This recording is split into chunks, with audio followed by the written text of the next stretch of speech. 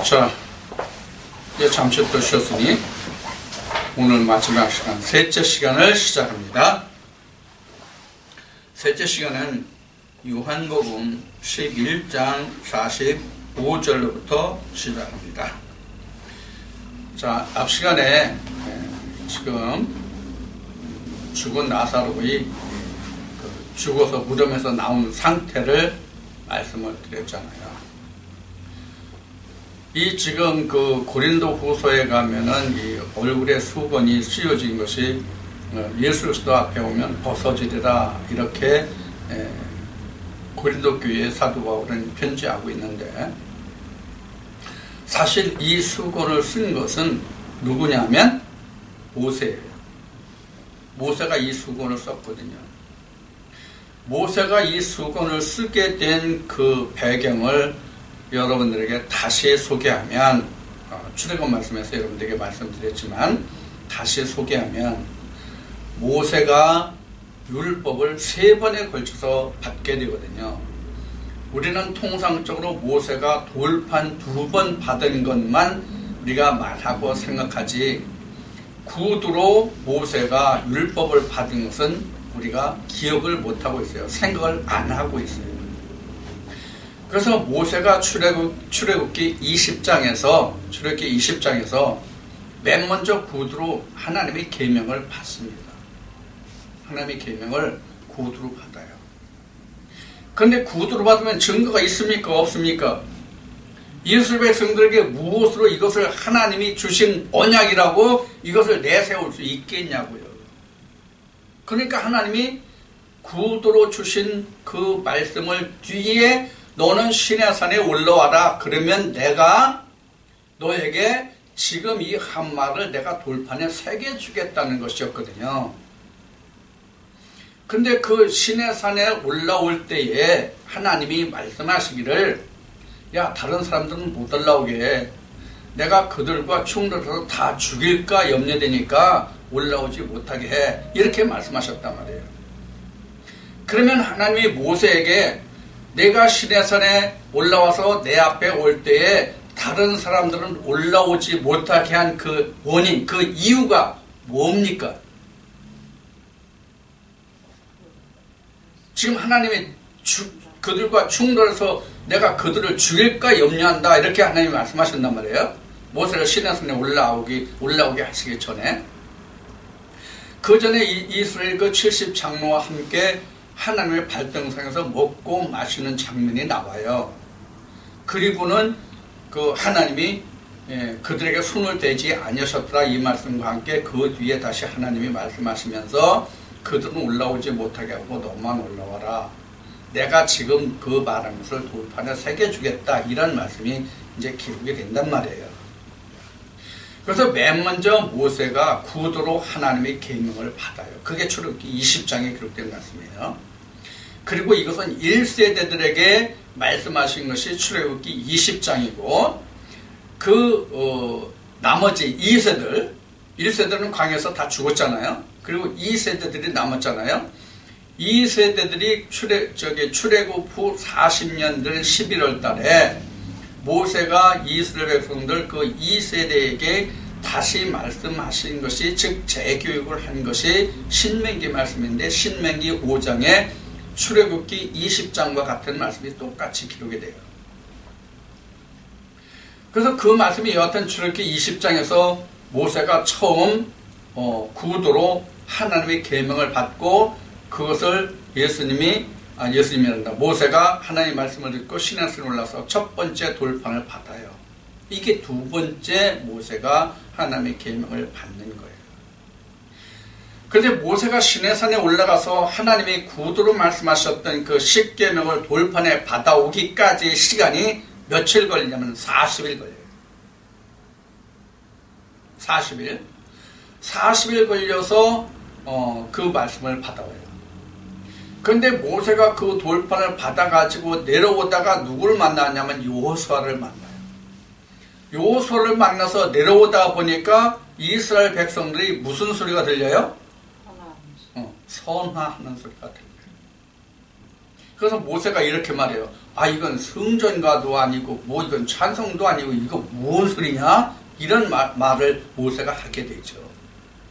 아 그래서 내려와 보니까 모세가 이스라엘 백성들의 장로를 충동질해가지고 모든 금부치를 모아가지고 금송아지를 모아서 금송아지란다. 금부치를 모아서 금송아지를 만들어가지고 이것이 우리를 애굽에서 인도한 여호와라고 네가 지금 이스라엘 백성들이 들고 야단 억석을 떠내. 그래서 모세가 요사이 좀 조속한 말로 표현하면 모세가 어떻게 됐어요? 완전히 뚜껑이 열렸죠. 그렇죠? 모세가 뚜껑이 열리니까 보이는 게 없었어. 뚜껑이 열리다 보니까. 뭐 보통 뚜껑이 열린 게 아니지 지금. 응? 전기기관차 물이 팔팔 끓어가지고 지금 빽빽 기적을 울릴 정도로 지금 뚜껑이 열리니까 어떻게 했어요? 자기도 모르게 하나님이 주신 그 돌판을 집어 던져서 깨뜨리게 돼요. 그리고는 그 금송아지를 불살라가지고 이스라엘 백성들에게 마시게 하고 그날 저녁에 어떻게 돼요? 동서남북으로 그냥 캄캄한 밤에 눈 감 땡 감 그냥 칼질해가지고 수많은 사람이 죽잖아요. 그 후에 하나님이 다시 모세를 불러서 뭐라고 분부하시느냐면 출애굽기 33장에 기록돼요. 야 모세야 너 나한테 다시 올라와. 그럼 내가 그 먼저 돌판에 새겼던 그 말씀을 다시 새겨줄게. 그런데 다만 먼저는 내가 돌판도 마련하고 거기에 글도 내가 썼잖아. 근데 이번에는 네가 돌판은 처음과 똑같이 돌판은 네가 만들어 와. 그래서 두 번째 모세가 시내산에 올라가서 똑같이 첫 번째 돌판을 받을 때와 같이 십계명을 받아가지고 내려와요. 근데 두 번째 십계명을 받아가지고 내려올 때는 첫 번째 계명과 같지 않았으니 돌판은 모세의 것이요 말씀만 하나님의 것이에요. 이것이 오늘날로 말하면 처음에는 우리가 하나님을 말로만 들어서 풍문으로만 알아요. 그러다 성경을 알게 돼요. 성경이 지금 우리가 보는 바와 같이 이렇게 문자적으로 써져 있잖아요. 그 성경이 내게 들어오는 것이 돌판은 내 거잖아요. 마음은 내 거잖아요. 그러나 말씀은 내 말씀이 아니잖아. 하나님의 말씀이잖아. 이게 두 번째 돌판이란 말이에요.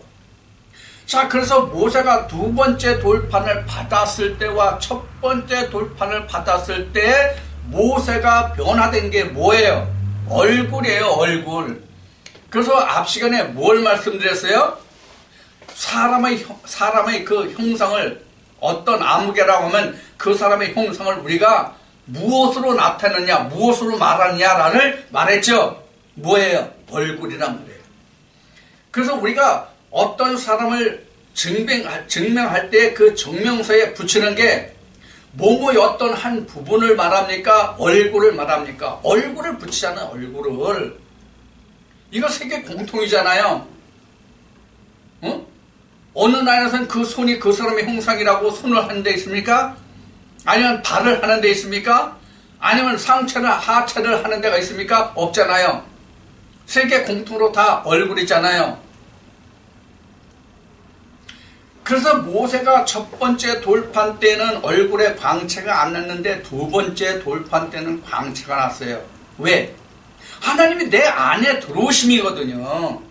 두 번째 돌판은 하나님이 내 안에 들어오시니까 하나님의 그 영광이 내게 드러났단 말이에요. 그게 모세 얼굴에 광채가 났다는 뜻이에요. 그런데 이스라엘 백성들이 모세 입을 통해서 하나님의 말씀을 이스라엘 백성들에게 전해야 되는데 모세가 이스라엘 백성들 앞에 나가면 모세 얼굴이 너무 광채가 나니까 이스라엘 백성들 어떻게 했어요?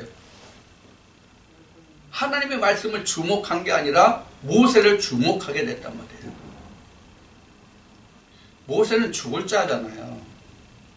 모세는 죽을 자란 말이에요. 모세는 그 말씀이 죽지 않는 영생 하나님이신데 이스라엘 백성들은 죽어 썩어 없어질 모세를 주목하게 됐어요. 그래서 모세가 이스라엘 백성들 앞에 나갈 때는 얼굴에 수건을 쓰고 나갔고 하나님께 다시 올 때는 그 수건을 벗고 하나님 앞에 갔다라 이렇게 성경에 증거하고 있는 것이거든요.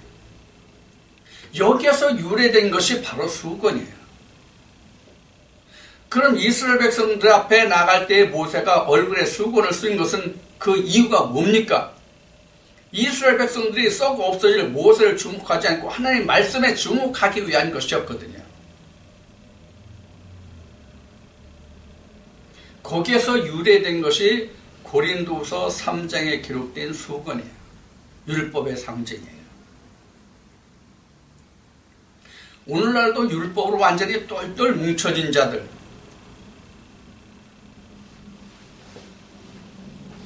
율법으로 똘똘 뭉쳐졌다는 것은 우리가 에레미야서나 이사야 말씀에 보면은 산에서 벤 나무를 깎고 다듬고, 장세기 말이죠. 깎고 다듬고 칠하고 해서 사람의 매임을 받는 것이 바로 우상이다, 이렇게 나왔어요. 성경은 시편 말씀에도 그렇고 이사야, 에레미야 말씀에 그렇게 나오는데, 다른 말씀에서는 물론 우상에 대한 증거가 있지만은, 그래서 우상은 바로 살아있는 것이 아니라는 뜻이에요. 산에서 뱀을 받은 나무가 죽은 나무예요, 산 나무예요? 죽은 나무잖아요, 베었다는 것은. 이 죽었다는 것은 성경에서 뱀 나무라 하는 얘기는 뭐냐? 바로 뭐냐면 생기가 없다, 즉 하나님의 말씀이 없다는 얘기거든요. 그래서 하나님의 말씀이 없고 율법으로만 똘똘 뭉쳐진 자를 성경은 죽었다, 수건을 썼다, 이와 같이 말하는 거예요. 그래서 그것이 예수 그리스도 앞에 오면 그 수건이 벗겨진다, 이렇게 고린도 후서에는 기록하고 있는 거예요. 그래서 잠시 우리가 이 말씀을 좀 보고 넘어갑시다. 고린도 후서 3장 12절부터네요. 페이지 수로 200몇 페이지야? 289쪽이네요. 이게 돋보기에서도 나는 이게 난식기가 있어가지고 잘 보이질 않아. 이게 보통 불편하지 않는데. 그래서 이제 고린도후서 3장 12절부터 되어 있습니다. 우리가 이 같은 소망이 있으므로 담대히 말하노니 우리는 모세가 이스라엘 자손들로 장차 없어질 것의 결국을 주목지 못하게 하려고 수건을 그 얼굴에 쓴 것 같이 아니하노라. 그러니까 모세가 얼굴에 수건을 쓰고 백성들 앞에 나가지 않는다, 그런 뜻이에요.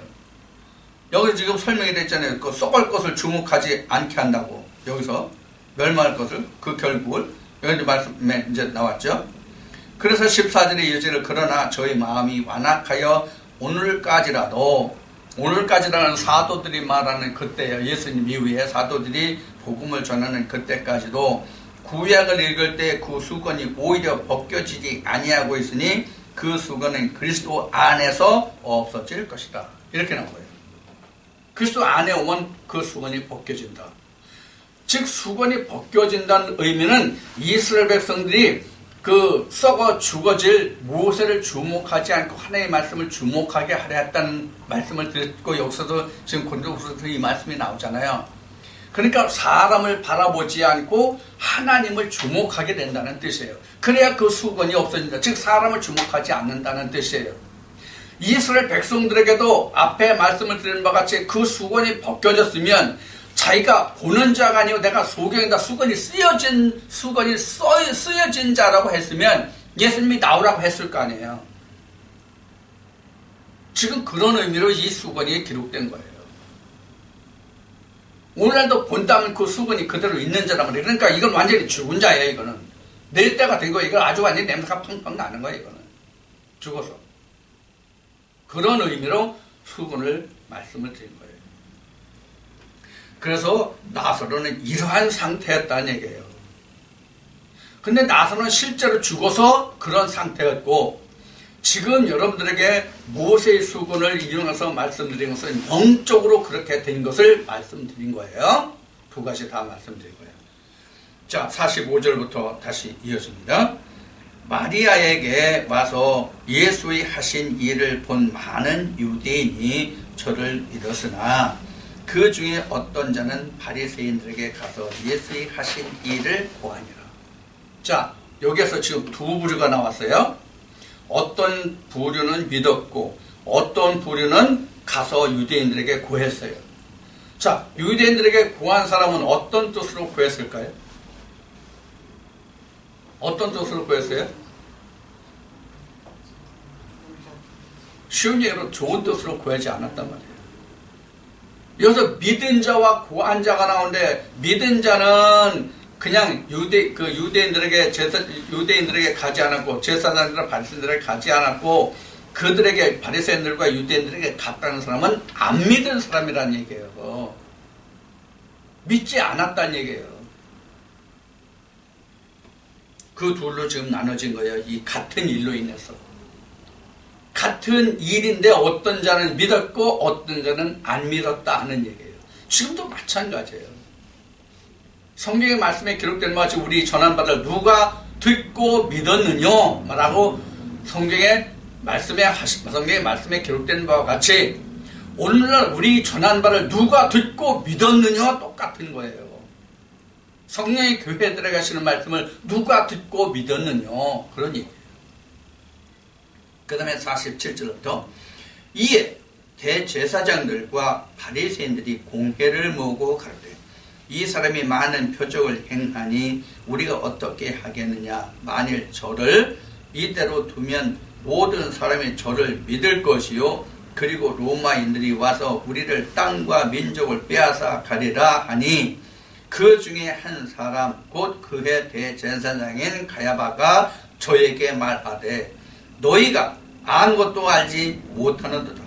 한 사람이 백성을 위하여 죽어서 온 민족이 망하지 않게 되는 것이 너에게 유익한 줄을 생각지 아니하는도다 하였으니 이 말은 스스로 함이 아니요 그 해의 대제사장이므로 예수께서 그 민족을 위하시고 또 그 민족만 위할 뿐 아니라 흩어진 하나님의 자녀를 모아 하나가 되게 하기 위하여 죽으실 것을 미리 말함이로라. 이날부터는 저희가 예수를 죽이려고 모의하니라. 그러니까 여기서 지금 예수를 잡아 죽이려고 지금 누가 모해요? 대제사장이 지금 모해요. 그러니까 지금 대제사장이 예수 그리스도를 잡아 죽이려고 모해한다는 뜻은 예수님이 안식일마다 많은 병자들을 고치셨죠. 가나 혼인잔치에서부터 눈먼 소경자에서부터 지금 그 나사로를 살리시기까지 지금 죽은 나사로를 살리신 이 표적이 예수님의 마지막 표적이에요.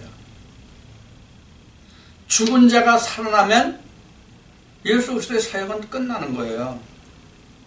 죽은 자가 살아나면 예수 그리스도의 사역은 끝나는 거라고요. 자, 그래서 지금 이게 죽은 나사로를 살리신 것이 마지막 표적이거든요. 그러면 예수님이 지금 마지막 표적을 행하셨다는 얘기와 함께 지금 대제사장은 예수 그리스도를 잡아서 죽일 것을 지금 모의하기 시작해요. 그럼 예수님이 앞에 말씀드린 것 같이 모든 일을 행한 것은 안식일에 행했어요. 그런데 그때 당시마다 예수님이 잡히지 않고 피했어요. 그때마다 그 말씀에 표적을 행하는 일마다 그 말씀 끝에 나온 말이 뭐였어요? 증거된 말이? 아직 때가 이르지 아니었습니다. 지금 때가 이른 것은 지금 죽은 자가 살아나서 혼인잔치에 다시 들어가는 거란 말이에요. 그래서 가나 혼인잔치가 가장 먼저 있었던 거예요. 그래서 죽은 자가 살아나야 예수 그리스도 함께 혼인잔치에 들어가잖아요. 이게 부활의 천국이잖아요. 부활의 결국이잖아요.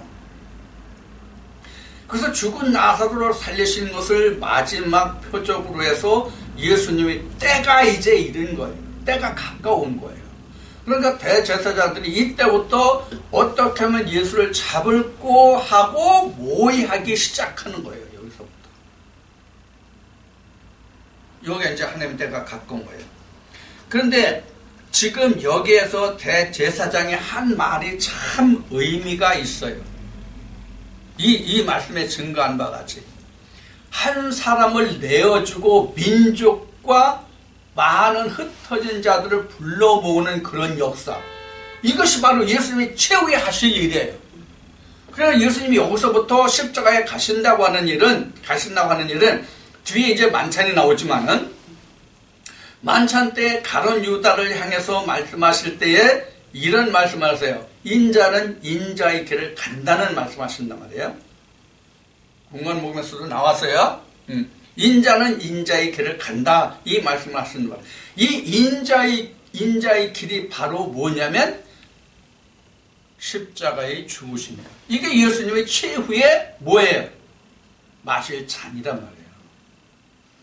그래서 세베대의 아들 둘이 세베대의 아들 둘을 데리고 와서 예수 앞에 와가지고 당신의 날이 이르면, 당신의 나라가 이르면이죠. 당신의 나라가 이르면 내 아들들을 당신의 오른편과 좌편에 앉게 해주시오. 이 말에 대해서 예수님이 말씀하실 때에 너희가 내 잔을 마실 수 있느냐? 이 말씀이 나와요. 그때. 이 말에 대해서 뭐라고 얘기합니까? 마실 수 있다. 이렇게 말한단 말이에요. 그 말에 대해서 예수님이 이렇게 말씀하세요. 그래, 맞다. 물론 맞다 이 말은 기록되지 않았어요. 지금은 아닐지라도 마지막 날에 내가 이 잔을 마시리라. 이렇게 예수님이 말씀하신다. 이 말씀은 무엇이냐면 내 몫에 대한 내 십자가를 내가 져야 할 것이다. 그런 얘기거든요. 근데 그 십자가를 지는 것은 사람마다 다 달라요. 어떤 십자가를 질 것인가는 다 달라요. 자, 어떤 십자가를 질 것인가는 다 다르다는 뜻이 뭐냐면 누가복음에서 우리가 말씀을 배웠듯이 오른편에 십자가를 질 것이냐 왼편에 십자가를 질 것이냐는 것은 각자의 몫이에요. 그게 자기 몫의 십자가예요. 율법에 그냥 묶여있는 자들은 왼쪽에 십자가를 질 것이요, 하나님의 말씀을 입고 있는 자들은 오른쪽에 십자가를 질 것이요, 그런 얘기란 말이에요. 그럼 오른쪽 왼쪽이라는 뜻이 뭐예요? 오른쪽은 이사야 40장에 기록된 말씀같이 하나님의 의를 말하는 거예요. 오른쪽은. 왼쪽은 세상이에요. 세상. 자기 의를 쫓아간 것이에요. 그래서 우리가 십자가를 지지 않을 사람은 단 한 사람도 없어요. 이 세상에 태어난 모든 사람들이 자기 십자가를 다 져야 돼요. 그럼 세상에 있는 사람들은 안 지느냐? 그들도 져야 돼요. 그 자기 몫이잖아요. 다. 자기가 어떤 형체로 남자든지 여자든지 부귀 권력 권세 이런 거 다 떠나서 자기 몫에 해당하는 십자가가 있다는 말이에요. 그러면 내가 의의 오른쪽에 십자가를 질 것이냐 왼편에 악의 십자가를 질 것이냐는 것은 누구에게나 다 자기 몫에 대한 십자가예요. 그럼 이 십자가를 누가 선택하는 겁니까? 주어지는 겁니까? 자기가 선택하는 겁니까? 자기가 선택하는 거예요. 자기가 선택하는 거란 말이에요. 자기가 선택하는데 왼편 강도는 한 강도는 이렇게 말해요.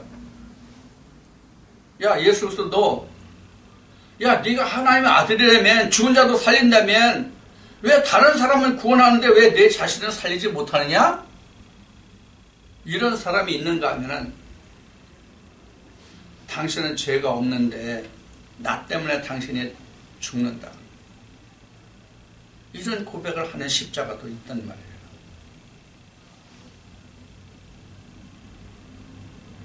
이게 예수님이 말씀하신 바리새인과 세리의 기도와 같은 이야기예요. 이게 같은 맥락이란 말이에요. 내용과 그 한 일은 다르지만은 결국을 놓고 보면 똑같은 말이에요. 똑같은 내용이에요. 그래서 바리새인의 기도와 그 십자가를 질 사람도 있고 세리의 기도와 그 십자가를 질 사람도 있다. 그런 얘기예요. 십자가를 안 질 사람은 그거 아무도 없어요. 그래서 여기 지금 대제사장인 이 사람은 예수 그리스도 한 사람을 세상에 내어주고 해요. 이 말이.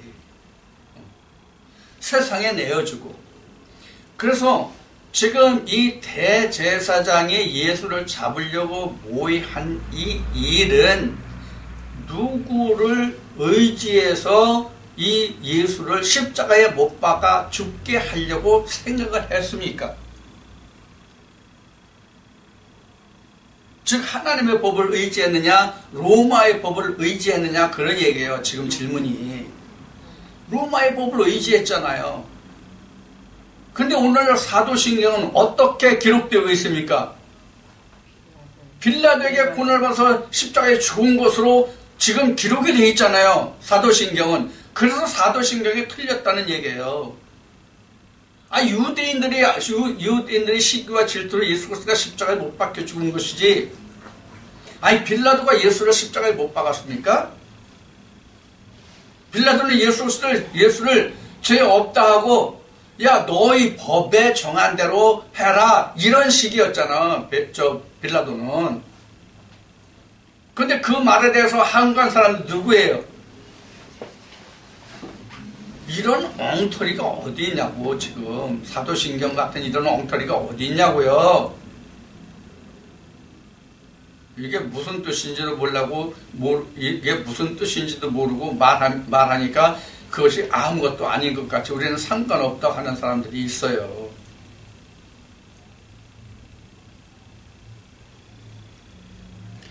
그 사도신경에 아무런 상관이 없다는 사람들은 자기도 예수 그리스도를 십자가에 못 박은 빌라도라고 똑같은 사람이에요. 자기가 죽였으면서 빌라도한테 책임을 전가하는 사람들이란 얘기예요. 사실은 예수 그리스도는 로마인들에 의해서 죽지 않고 동족인 유대인들의 시기와 질투에서 죽게 된 것을 우리는 진짜 깊이 인식해야 됩니다.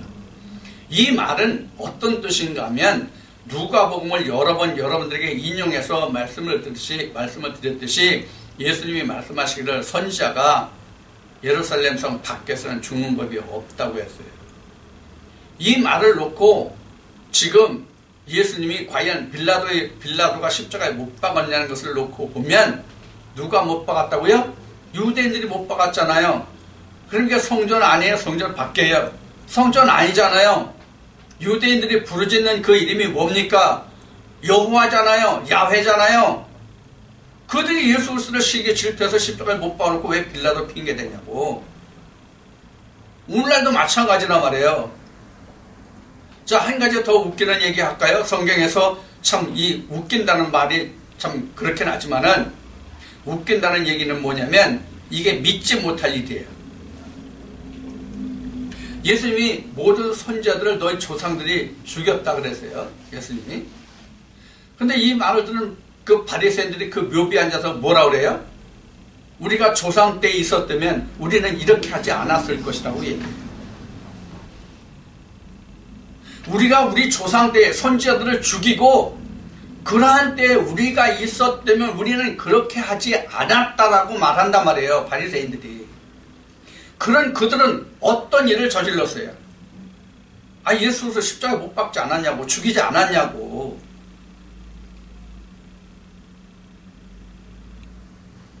지금 이 말을 놓고 우리가 무엇을 생각해야 되냐면 우리도 2000년 전에 예수를 십자가에 못 박은 것과 2000년 당시에 그 바리새인들이 우리가 조상 때 있으면 그 선자들을 우리가 핍박하고 우리가 죽이지 않을 것이다 라고 말한 것과 오늘날 무엇이 다르냐 하는 거예요.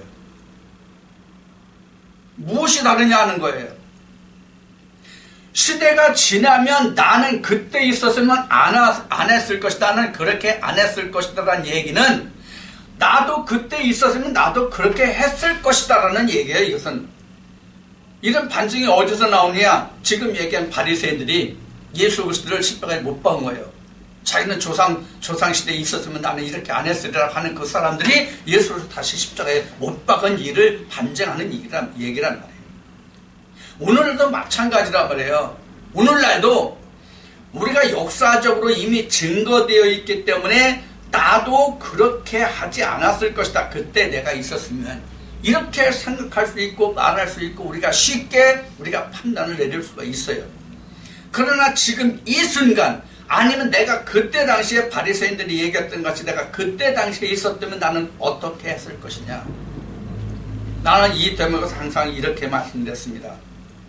나는 자신하지 못한다. 내가 더하면 더했지 그보다 못할 것이라는 생각은 해본 적이 없다. 이렇게 나는 여러분들에게 말씀을 드렸어요. 지금도 마찬가지예요. 지금도 마찬가지라고요.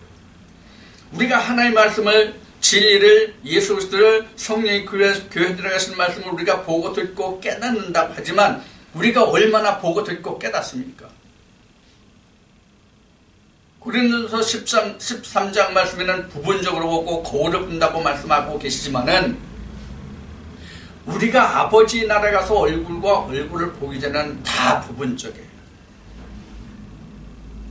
사실은 거울을 보고 부분적으로 본다는 얘기는 우리가 율법으로 하나님을 본다는 얘기거든요. 율법 안에서 하나님과 예수를 본다는 얘기거든요. 즉 성경을 통해서 본다는 얘기예요.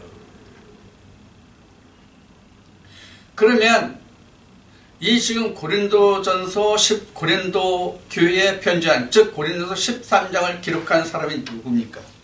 바울이잖아요. 사도 바울이 고린도 교회에 편지한 것이 바로 고린도전서, 고린도후서 뭐 이렇게 많은 그 바울 서신이 있잖아요. 아니 바울과 같은 사람도 이러한 면들을 염려하는 부분들이 말씀에 많이 나타나고 증거하고 있단 말이에요. 그래서 바울이 뭐라고 그래요? 나는 매일 십자가 밑에 죽으라고 그래요. 내가 본 것도 아는 것도 잡은 것도 아니다. 푯대를 쫓아간다고 그래요. 우리도 바울 같은 그러한 성정을 가지고 있고 그만한 하나님의 경륜에 이르렀다 할지라도 우리도 장담을 못하는 것이 우리 사람이란 말이에요. 그래서 지금 이 대제사장은 자기 뜻으로 한 말이 아니라는 것을 여기서 말씀하고 있어요. 예수 그리스도 한 사람을 인해서 민족이 구원을 받고 흩어진 그 민족을 다시 불러 모을 수 있다는 말을 그 대제사장 자기가 한 말이 아니라는 거예요. 이 말씀에서는. 자, 그 다음 말씀 우리가 봅시다. 54절부터. 그러므로 예수께서 다시 유대인 가운데 드러나게 다니지 아니하시고 여기를 떠나 비인들 가까운 곳인 에브라임이라는 동리에 가서 제자들과 함께 거기 유하십니다. 그러니까 예수님이 지금 대제사장들이 예수를 잡아서 지금 죽이려고 하는 모의를 지금 예수님이 이미 아셨단 말이에요. 그런데 하기는 예수님이 이런 대제사장들의 이런 모의가 있기 전에 예수님은 이미 이 일을 알고 계셨어요? 모르고 계셨어요? 알고 계셨잖아요.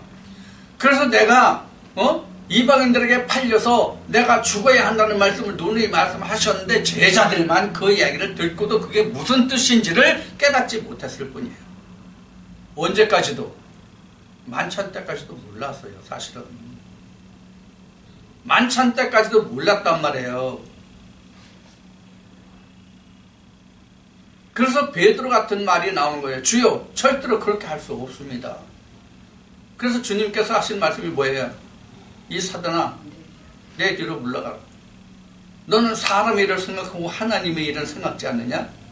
그러니까 사람의 일을 생각하는 것은 마귀의 사단이에요.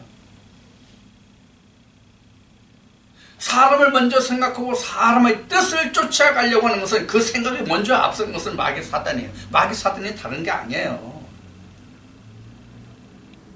오늘날 교계에서 마귀의 사단하면 어떤 뭐를 내쫓고 어떤 뭐가 현상이 일어나고 이것을 우리는 마귀의 사단 귀신을 내쫓는다고 생각하거든요.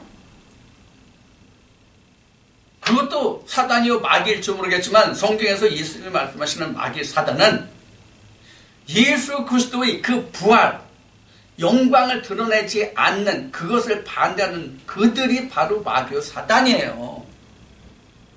쉬운 얘기로 예수님이 십자가에 달리셔야 하나님의 뜻이 완전히 이루어지잖아요. 그런데 베드로가 그렇게 못한다고 했잖아요. 이것을 막는 것이 바로 마귀의 사단이에요. 그러면 예수님이 베드로를 향해서 사단아 내 뒤로 물러가라 그랬는데 베드로 몸뚱아리가 마귀 사단이에요? 베드로의 생각 그 자체가 마귀의 사단이란 말이에요. 그럼 지금 말씀드린 것 같이 마귀 사단이 바로 베드로가 말한 것이거든요. 그래서 주님이 말씀하실 때 입으로 들어가는 것이 아니라 입에서 나오는 것을 말씀하신 거예요. 입에서 나오는 것. 그러니까 예수님이 말씀하실 때 너는 마귀 사단에게서 그 말을 마귀 아비에게서 들었으므로 너도 마귀 아비 그 사단의 일을 하려 하는도다 이렇게 말씀하신 것입니다. 그게 곧 뭐예요? 예수 그리스도의 길을 방해하고 막는 것이잖아요. 사람의 생각과 세상의 일들이 있잖아요. 그러니까 마귀 사단이라고 하는 것은 그 마음속에 하나님의 영이 하나님의 말씀이 들어가 있지 않는 상태에서의 모든 말과 그 뜻들이 다 마귀 사단이에요. 베드로는 예수님과 함께 공생을 했던 사람이잖아요. 예수의 수제자잖아요. 예수님이 아끼시는 자잖아요. 요한과 함께. 그래서 예수님이 가시는 데마다 다른 제자들은 안 데리고 다녔어도 누구는 데리고 다녔었어요? 베드로고 또 사도 요한, 그렇죠? 야고보. 이렇게는 예수님이 항상 동행하셨잖아요. 심지어 변화산에는 같이 올라가셨잖아요. 심지어 변화산도 그들은 데리고 가셨잖아요. 그들도 주님의 그 뜻을 몰랐어요. 이렇게 예수님과 함께 공생을 했으면서도 다른 사람들에게 있어서는 더 말할 게 없죠. 오늘날도 마찬가지라는 얘기예요. 우리가 성령이 교회들에 가시는 예수의 피와 살을 먹고 마시는 사람들 중에도 그와 같은 사람이 있다는 얘기예요. 이것을 예수님은 제자들을 통해서 우리에게 보여주시고 말씀하고 계신 것이거든요. 베드로에게 그 마음속에 하나님의 말씀이 없었습니까? 예수님의 말씀이 없었냐고요? 예수님과 공생했는데 있었잖아요. 근데 순간 뭐가 들어갔어요? 사람의 생각이 들어간 거예요. 그 사람의 생각이 들어간 게 바로 베드로를 사단이 되게 한 거예요. 그러니까 우리도 장담할 수 있겠냐고요. 어느 순간에 사람의 생각이 들어올지 우리가 장담할 수 있냐고요. 바로 이것을 우리가 이 말씀에서 볼 수가 있습니다. 그래서 이제 55절의 예전 말씀을 보면은 유대인의 유월절이 가까움에 많은 사람이 자기를 성결케 하기 위하여 유월절 전에 시골서 예루살렘으로 올라갔더니. 그래서 지금 이 성결케 하기 위해서 어디로 가요? 예루살렘으로 올라가. 자, 그러면 여기서 성결하게 하기 위해서는 무엇이 필요하다는 겁니까? 하나님의 말씀이 필요하다는 얘기죠. 예루살렘 성전에 올라가야 하나님의 말씀으로 성결케 된다는 얘기예요. 그래서 찬송에도 그러니까 있잖아요. 물 같은 것 가지고 우리를 씻을 수 없다고. 그런데 오늘날 세례와 침례가 중요하다고, 그거 반드시 해야 된다고 하는 사람들이 많으면 어찌미냐 이거야. 응? 하나님의 말씀으로 거룩해 하고 하나님의 말씀으로 우리가 부활하고 영생에 이르고 영광에 이르고 거룩해짐인데, 어떻게 사람의 행위로 하는 그 세례와 침례를 인해서 우리가 거룩하게 되고 영광이 되고 부활이 되냐고. 이 말씀에 그렇게 증거되어 있잖아요. 성결케 하기 위해서 6월절 전에 예루살렘으로 올라갔다. 그러니까 우리가 예루살렘에 가야 우리가 성결함을 받아요. 자, 예루살렘을 우리가 에레미야 입으로 하나님이 말씀하게 하신 것은 곧 에레미야를 통해서 말씀하신 예루살렘은 하나님의 이름을 두신 그 시온산 예루살렘이잖아요. 그러니까 하나님의 산에 올라가야, 예루살렘에 올라가야 성결함을 입을 수 있는 거예요. 무슨 물을 가지고 우리가 성결케 되고 뭐 세례를 받고 침례를 받아야 우리가 성결케 되냐고.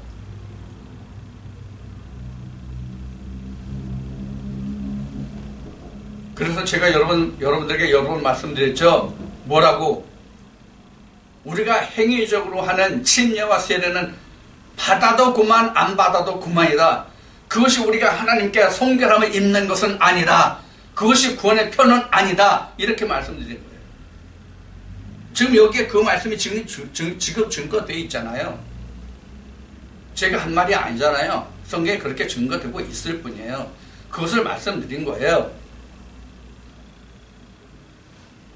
자, 그래서 예루살렘으로 올라갔어요. 자, 올라갔더니 저희가 예수를 찾으며 성전에 서서 서로 말하되 너의 생각에는 어떠하뇨? 저가 명절에 오지 않겠느냐 하니. 그러니까 성결함을 입으려고 예루살렘에 올라갔는데 이 사람들이 누구를 기다려요 지금? 누구를 찾고 누구를 기다려요? 예수를 기다리는 거예요. 이들이 왜 예수를 기다리겠습니까? 말씀에 기록된 바 같이 저가 말하는 것은 관원이 말하는 그 권세와 같지 않더라 하는 데 있는 거예요.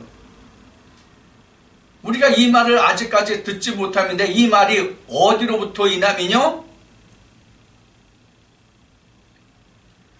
요한복음 9장으로 말하면 날 때부터 소경인 자가 어떻게 눈을 떠서 보게 됨이뇨? 이런 거란 말이에요. 그러니까 이들이 성결함을 누구로부터 입으려고 한다는 의미가 이 말씀 속에 들어있습니까?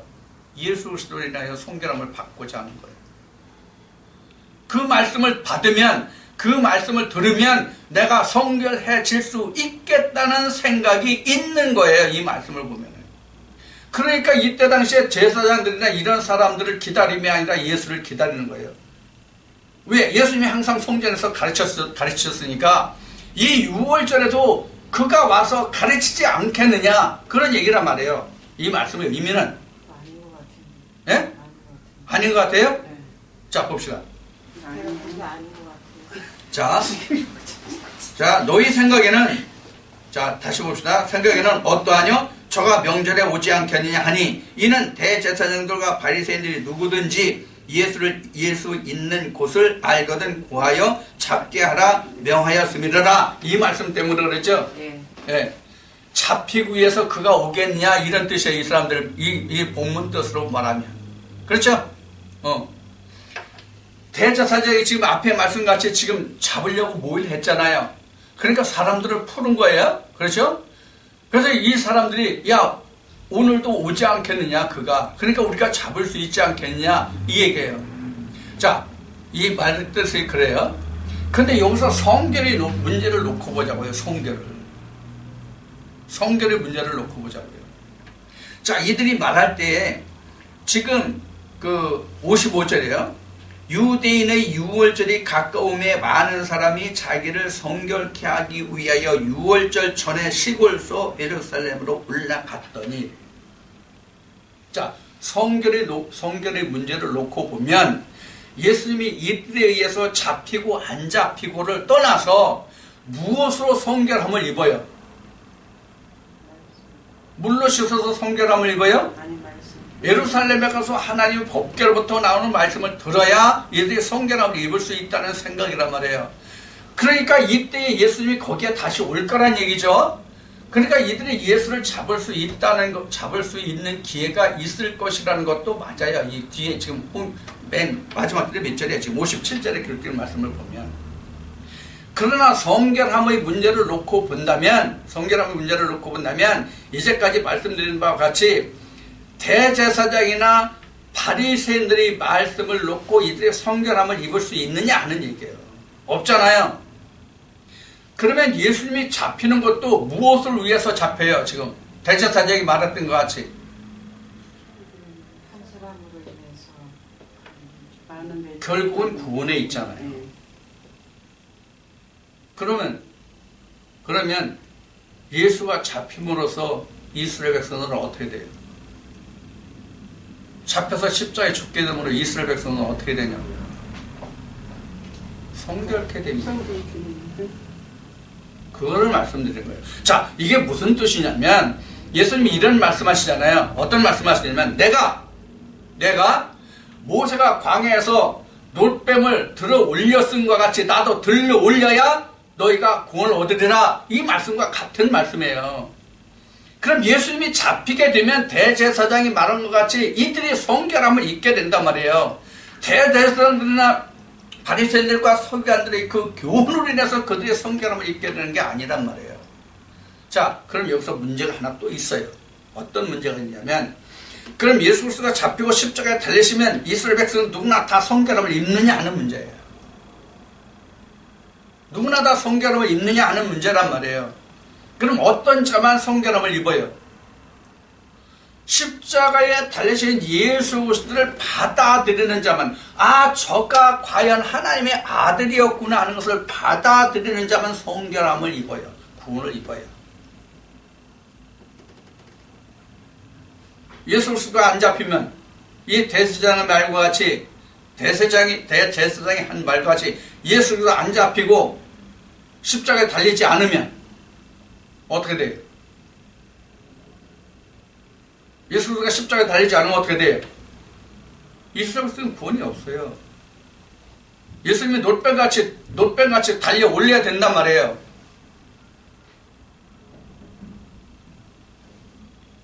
자, 그러면 예수님이 이와 같이 지금 십자가에 달리시는 것은 뭘 얘기하는 거예요? 여기서 한 가지 중요한 사실이 또 하나 나와요. 그러니까 이 말씀 속에 들어가면 모세의 계명과 율례와 규례에 보면 뭐가 나오냐면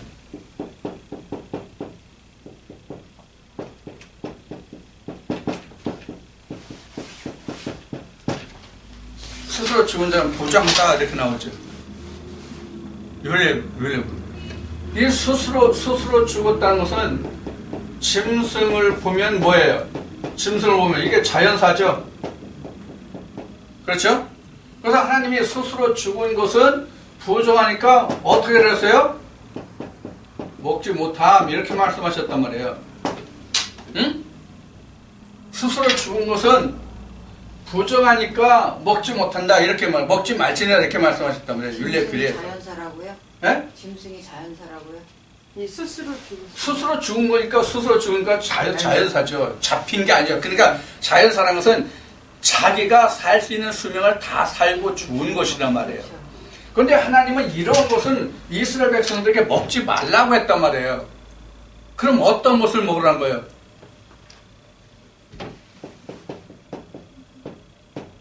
산 것을 먹으라는 얘기예요.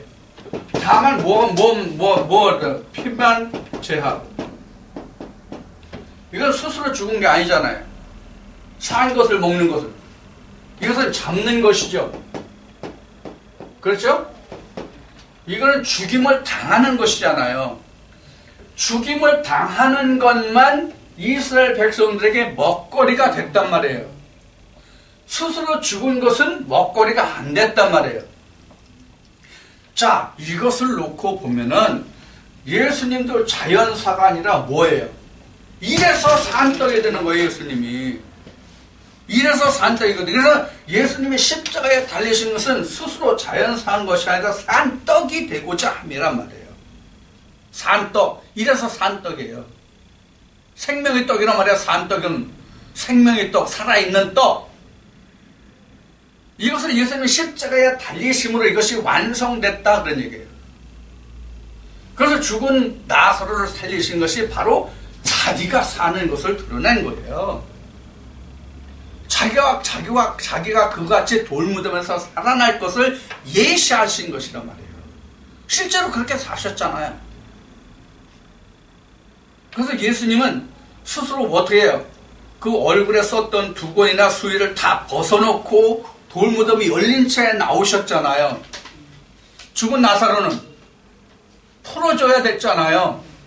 이게 우리와 예수 그리스도와 다른 점이에요. 이것이 우리와 예수 그리스도와 다른 점이에요.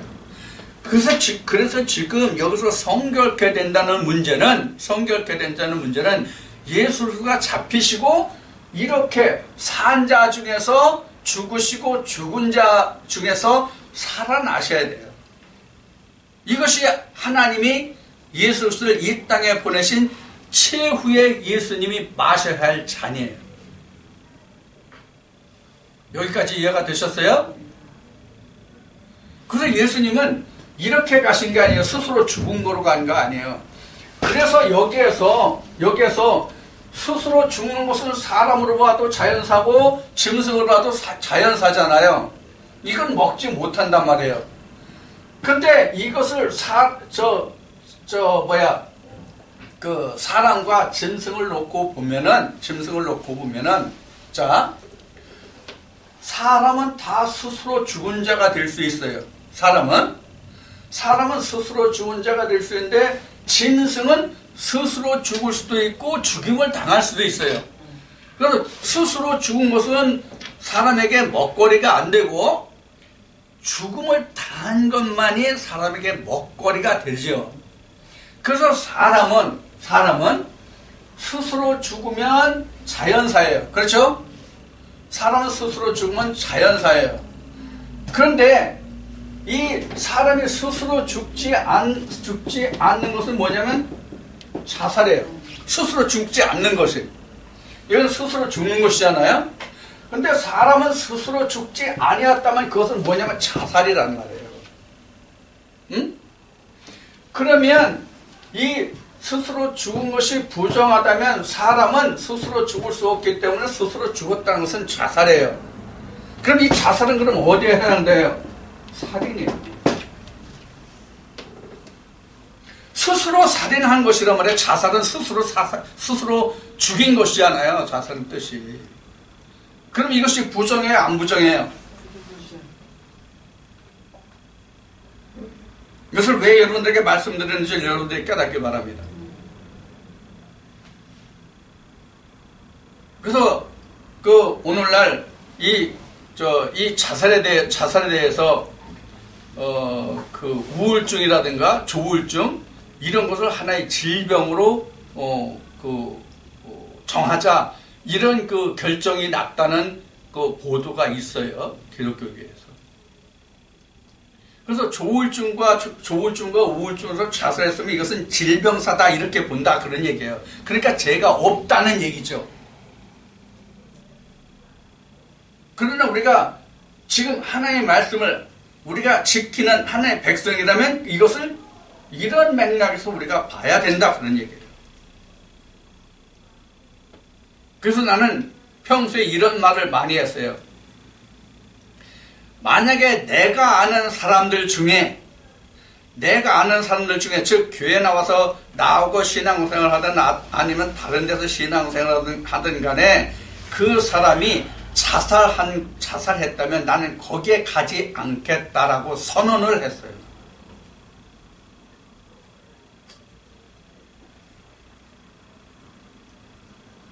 그래서 예수님이 지금 십자가에 죽으셨다는 것은 지금 스스로 죽은 게 아니잖아요. 그런데 어떤 목사가 말하기를 예수 그리스도는 자기를 뭐 했다고 하냐면 자해했다고 얘기해요. 자해했다는 얘기는 자살이란 말이에요. 예수님이 자해했습니까? 큰일 날 소리예요. 이거는 예수님이 자해했다면 산떡이 되지 못하는 거예요. 우리에게. 그래서 예수님이 십자가에 죽으셨다는 것은 이런 얘기예요. 육신은 세상에 내어주고 생명은 우리에게 주신 거예요. 그래서 성경이 이런 거예요. 네 육신은 원수에게 내어주라. 이렇게 된 거예요. 이게 요한계시록에 가면은 성전들을 1260일 동안 원수 마귀의 사단들이 짓밟게 두었다. 이 말씀이란 말이에요.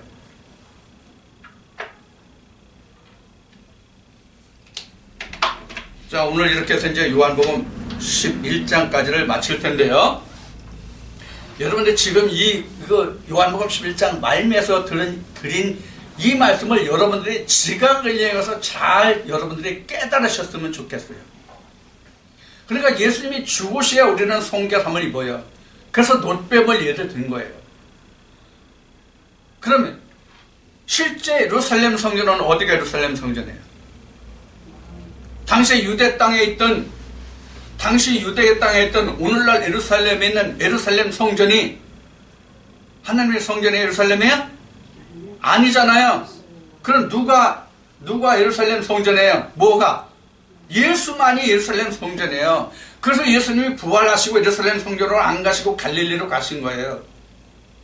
그 갈릴리가 우리 마음을 상징하는 거예요. 이해가 되셨죠? 그래서 이제 요한복음 11장에서 이러한 의미가 이 말씀 속에 들어있어요. 그래서 우리가 성결함을 입는 것은 예수 그리스도의 십자가의 피가 내게 와야 성결함을 입어요. 예루살렘 성전으로 올라가야 성결함을 입는 게 아니에요. 자, 오늘 이 말씀들을 통해서 여러분들에게 많은 깨달음이 있기를 원합니다. 이것이 요한복음을 통해서 사도 요한이 남겨주신 예수님의 피와 살이에요. 여러분들에게 오늘 이 말씀이 오늘 10장 15절부터 19절부터 11장까지를 마쳤는데 이 말씀들 속에 엄청난 분량의 영적 메시지가 있었습니다. 여러분들에게 큰 생명의 기운의 말씀이 되기를 축원드립니다. 수고하셨어요.